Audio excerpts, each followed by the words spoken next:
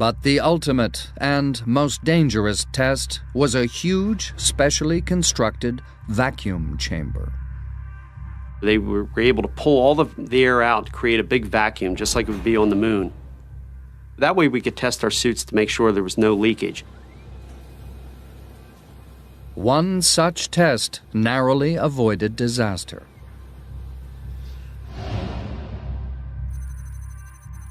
Jim LeBlanc was the test subject in the vacuum chamber.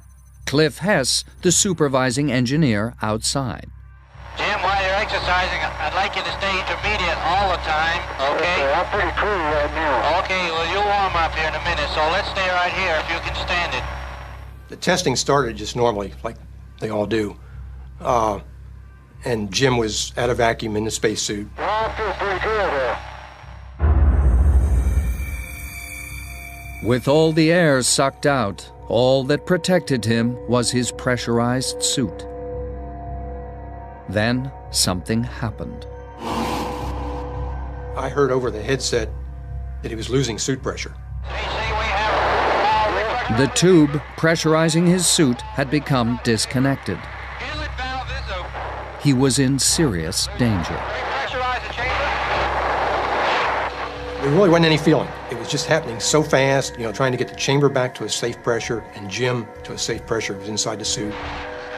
As I stumbled backwards, I could feel the saliva on my tongue starting to bubble just before I went unconscious. And that's kind of the last thing I remember. Essentially, he had no pressure on the outside of his body, and that's a very unusual case to get, and there's very little in the medical literature as to what happens when you have that. There's a lot of conjecture, that your fluids will boil.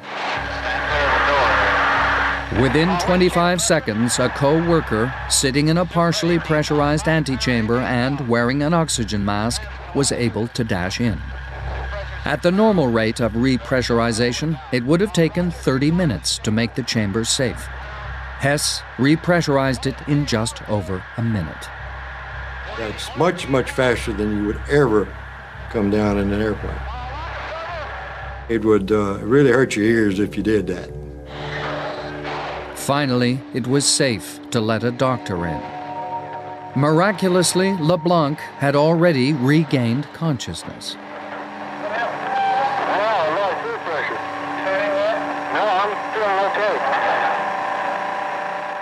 When I stood up in the chamber, I felt fine. My ears ached a little bit from the course of rapid repressurization, and that's basically the only effect I had. It was one of the few instances where anybody was ever exposed to that low of a pressure and lived to tell about it with no obvious damage. Such an accident in space would have been fatal. But thanks to testing like this, no astronaut has ever had to face a similar situation.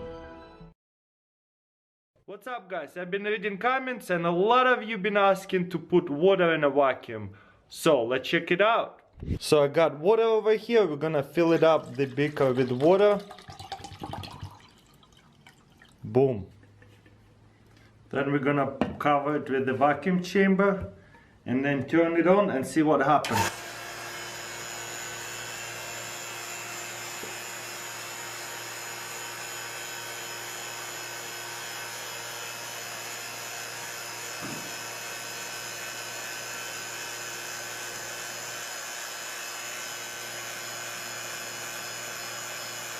You can see a little bit of bubbles start going, and whoa, it start boiling. How cool is that?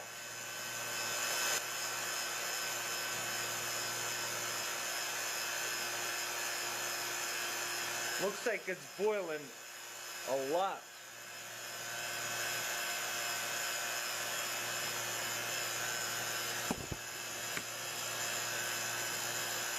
Wow.